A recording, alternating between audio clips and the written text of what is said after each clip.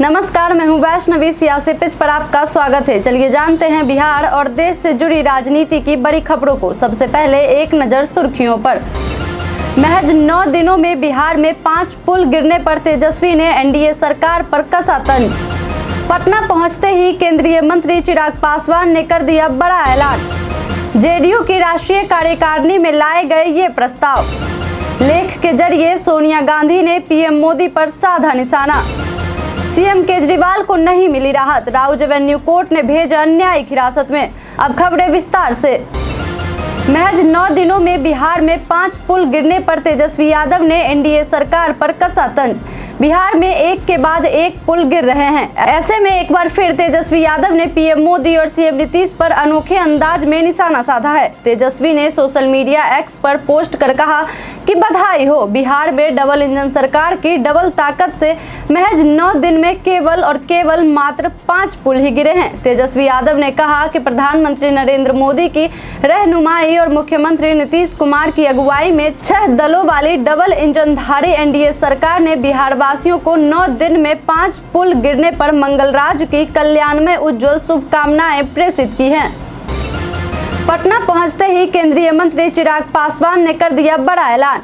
लोजपा रामविलास के चीफ और हाजीपुर से सांसद चिराग पासवान केंद्रीय मंत्री बनने के बाद शनिवार को पहली बार पटना पहुंचे। पटना पहुंचते ही चिराग ने बड़ा ऐलान कर दिया। उन्होंने बताया कि वो बिहार में क्या क्या बदलाव करेंगे। केंद्रीय मंत्री ने कहा कि यह मेरे लिए एक सौभाग्य की बात है कि प्रधानमंत्री ने हमें फूड एंड प्रोसेसिंग विभाग की जिम्मेदारी दी है, जिसके माध्यम से आने वाले दिनों में बिहार में भी कई ऐसे प्रोसेसिंग यूनिट खोले जाएंगे। हाजीपुर का केला हो या मुजफ्फरपुर का लीची या मखाना हो या आम, जो यहीं पर प्रोसेस्ड हो जाएंगे, पैकेजिंग हो जाएंगे, तो न सिर्फ उससे किसानों की आमदनी बढ़ेगी बल्कि राज्य का राजस्व भी बढ़ेगा। ऐसे में ये जो बड़ी जिम्मेदारी प्रधानमंत्री के द्वारा मुझे दी गई है, उसका मैं पूरे ईमानदारी और निष्ठा के साथ पालन करूंगा। नीतीश के नेतृत्व पर सवाल उठाने वालों को जदयू ने दिया करारा जवाब। जदयू ने शनिवार को मुख्यमंत्री नीतीश के नेतृत्व की क्षमता को लेकर विरोधियों को करारा जवाब दिया है। इसमें वैसे नेता भी शामिल हैं जो एनडीए में रहते हुए नीतीश कुमार को लेकर तरह तरह की टीका टिप्पणी कर रहे हैं। जदयू के मुख्य प्रवक्ता नीरज कुमार ने दिल्ली में कहा कि लव करे या हेट, लेकिन नीतीश कुमार कभी इग्नोर नहीं हो सकते। उन्होंने कहा कि जो लोग नीतीश कुमार के खत्म होने की बात कर रहे थे, उनके लिए वर्ष 2024 का लोकसभा चुनाव परिणाम वज्रपात की तरह रहा है। नीरज ने कहा कि लोकसभा चुनाव में हमारी पार्टी का प्रदर्शन शानदार रहा है। जदयू ने शानदार जीत हासिल की। उसी का यह सुखद परिणाम है कि जदयू आज दिल्ली में सरकार में शामिल है। संजय झा बने जदयू के कार्यकारी अध्यक्ष। बिहार के मुख्यमंत्री और जनता दल यूनाइटेड के अध्यक्ष नीतीश कुमार ने राज्यसभा सांसद संजय झा को जेडीयू का कार्यकारी अध्यक्ष बनाया है। नीतीश सरकार में मंत्री रहे संजय झा पहली बार राज्यसभा के सांसद बने हैं और इसी हफ्ते उन्हें राज्यसभा में जदयू संसदीय दल का नेता बनाया गया है। शनिवार को हुए राष्ट्रीय कार्यकारिणी की बैठक में अपने संबोधन के दौरान नीतीश कुमार ने संजय झा को कार्यकारी अध्यक्ष बनाने का प्रस्ताव रखा, जिसे सभी सदस्यों ने सर्वसम्मति से पास कर दिया। इस तरह से संजय झा अब जेडीयू के कार्यकारी राष्ट्रीय अध्यक्ष बन गए हैं। जदयू कार्यकारी अध्यक्ष बनते ही संजय झा ने किया बड़ा ऐलान। संजय झा को शनिवार को जदयू का कार्यकारी अध्यक्ष बनाया गया। कार्यकारी अध्यक्ष का पद मिलते ही संजय झा ने जदयू के विस्तार को लेकर बड़ी घोषणा कर दी है।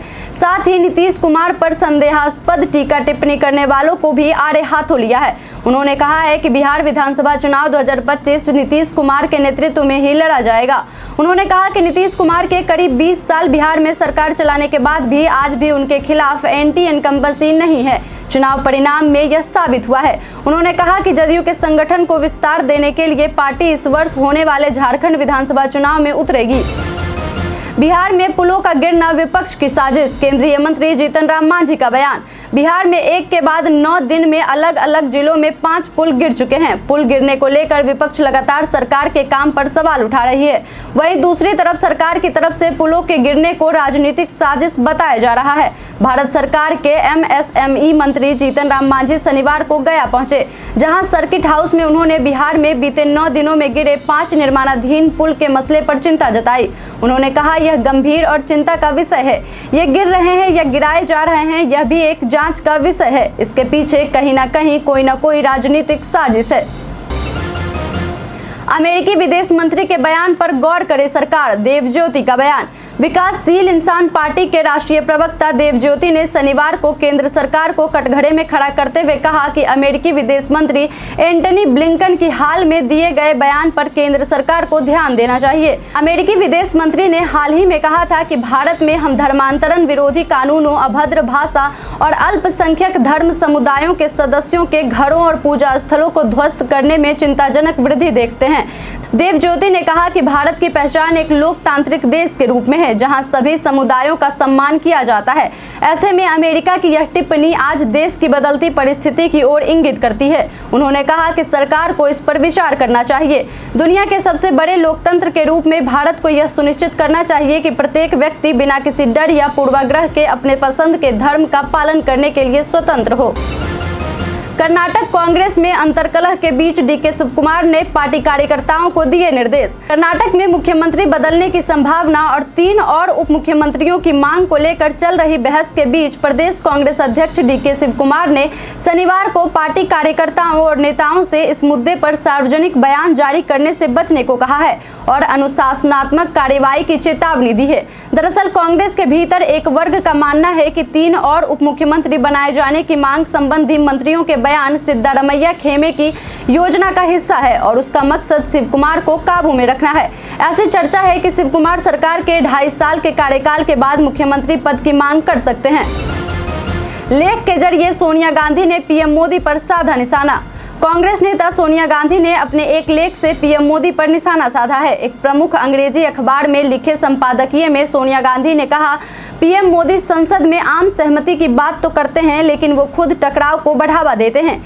लेख में सोनिया गांधी ने लिखा कि इस बात का कोई सबूत नहीं है कि प्रधानमंत्री लोकसभा चुनाव 2024 के नतीजे को समझे हैं, सहमत हैं और उन्होंने मतदाताओं के संदेश पर गौर किया है। सोनिया गांधी ने अपने लेख में संसद सत्र के संचालन के तरीके पर भी सवाल उठाए और निराशा व्यक्त की। सोनिया गांधी ने लिखा, 18वीं लोकसभा के शुरुआत में ही संसद में मतभेद देखा गया और किसी को भी साथ लेकर नहीं चला गया। पीएम आम सहमति की बात तो करते हैं, लेकिन टकराव को भी बढ़ावा देते हैं। बिहार को विशेष राज्य का दर्जा दिलाने को लेकर जदयू पर कांग्रेस ने कसा तंज।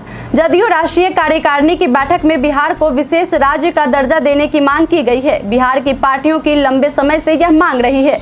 अब इसको लेकर कांग्रेस सत्ताधारी एनडीए गठबंधन को निशाने पर ले रही है। दरअसल कांग्रेस का कहना है कि राज्यों को विशेष दर्जा देने का प्रस्ताव केवल पार्टी स्तर पर नहीं पास होने चाहिए, बल्कि इसे राज्य विधानसभा में भी पास किया जाना चाहिए। कांग्रेस महासचिव जयराम रमेश ने ट्वीट करते हुए लिखा, जनता दल यूनाइटेड ने हाल ही में बिहार को विशेष श्रेणी का दर्जा देने की मांग दोहराते हुए एक प्रस्ताव पारित किया है। क्या मुख्यमंत्री राज्य मंत्रिमंडल से भी ऐसा प्रस्ताव पारित करवाने का साहस जुटा पाएंगे? क्या बिहार में मुख्यमंत्री अपनी बात पर अमल करेंगे? सीएम केजरीवाल को नहीं मिली राहत, राउज एवेन्यू कोर्ट ने भेजा न्यायिक हिरासत में। दिल्ली शराब नीति केस में अरेस्ट हुए मुख्यमंत्री अरविंद केजरीवाल को राउज एवेन्यू कोर्ट ने राहत देने से इनकार करते हुए उन्हें 14 दिन की न्यायिक हिरासत में भेज दिया है। सीबीआई की न्यायिक हिरासत की मांग वाली याचिका पर सुनवाई करते हुए शनिवार को कोर्ट ने यह फैसला सुनाया। शराब नीति केस में ईडी के बाद अब सीबीआई ने भी बीते 26 जून को केजरीवाल को गिरफ्तार कर लिया था। कोर्ट से सीबीआई को 3 दिन की रिमांड मिली थी। 3 दिन की रिमांड खत्म होने के बाद सीबीआई ने 29 जून को केजरीवाल को राउज एवेन्यू कोर्ट में पेश किया था। जेल से छूटने के बाद जेएमएम कार्यकर्ताओं को हेमंत सोरेन ने किया संबोधित। जेल से छूटने के बाद झारखंड के पूर्व मुख्यमंत्री हेमंत सोरेन शनिवार को पहली बार जनता के सामने आए। इस दौरान उन्होंने जेएमएम कार्यकर्ताओं को संबोधित किया। हेमंत सोरेन इस दौरान भारतीय जनता पार्टी पर हमलावर भी दिखे। हेमंत सोरेन ने कहा कि झूठे मामले में उन्हें फंसाया गया और जेल भेजा गया, लेकिन भगवान के घर देर है अंधेर नहीं, सच्चाई छुपती नहीं है, देर सवेर वो सामने आ जाती है। उन्होंने आगे कहा कि भगवान की मर्जी है कि हम एक बार फिर से जनता के सामने आए हैं। नीतीश के नेतृत्व में ही बिहार विधानसभा का चुनाव लड़ेगी एनडीए, शाहनवाज हुसैन का बयान। लोकसभा चुनाव में पूर्व मंत्री अश्विनी चौबे का टिकट काट दिया गया था। चुनाव के दौरान वो 1-2 मौके पर ही बोले। अब उन्होंने एक बयान देकर सारी खींच उतार दी है। चौबे के बयान के बाद बिहार का सियासी माहौल गर्मा गया है। विपक्षी दल को एक मुद्दा भी मिल गया है। यह भी कयास लगाए जाने लगे हैं कि एनडीए में सब ठीक नहीं चल रहा है। वहीं इस बीच भाजपा प्रवक्ता शाहनवाज हुसैन ने इन आशंकाओं को नकार दिया है और कहा है कि एनडीए बिहार में बहुत मजबूत है। नीतीश जी बिहार में इसके मुखिया हैं और उन्हीं के नेतृत्व में बिहार आगे बढ़ेगा। अगला चुनाव भी उन्हीं के नेतृत्व में एनडीए लड़ेगा। जेडीयू की राष्ट्रीय कार्यकारिणी में लाए गए ये प्रस्ताव। दिल्ली में नीतीश कुमार की अध्यक्षता में शनिवार को जेडीयू की राष्ट्रीय कार्यकारिणी की बैठक की गई। बैठक में पार्टी के तमाम बड़े नेता मौजूद रहे। वहीं जेडीयू की राष्ट्रीय कार्यकारिणी में संगठन से जुड़ा प्रस्ताव लाया गया है, जिसमें नीतीश कुमार के नेतृत्व में राष्ट्रीय कार्यकारिणी ने अपनी पूरी आस्था जताई है। नीतीश कुमार के नेतृत्व पर आगामी विधानसभा चुनाव को लेकर आगे बढ़ने का संकल्प लिया गया। वहीं 2025 के बिहार विधानसभा चुनाव में भी नेतृत्व से प्रेरणा लेते हुए जनता के बीच जाने का संकल्प लिया गया है। वहीं राज्य में पार्टी को बूथ स्तर पर मजबूत करने का संकल्प लिया गया। इसके साथ ही बिहार को विशेष राज्य का दर्जा दिए जाने और स्पेशल पैकेज की मांग भी उठाई गई है। वहीं आरक्षण के दायरा को बढ़ाने का भी प्रस्ताव बैठक में लाया गया। अब बढ़ते हैं आज के सवाल की ओर। आज का सवाल है कि बिहार के लिए विशेष राज्य का दर्जा या विशेष पैकेज की मांग पर आपकी क्या राय है। आप अपना जवाब हमें हमारे कमेंट सेक्शन बॉक्स में लिखकर जरूर बताएं। आज के लिए इतना ही, धन्यवाद।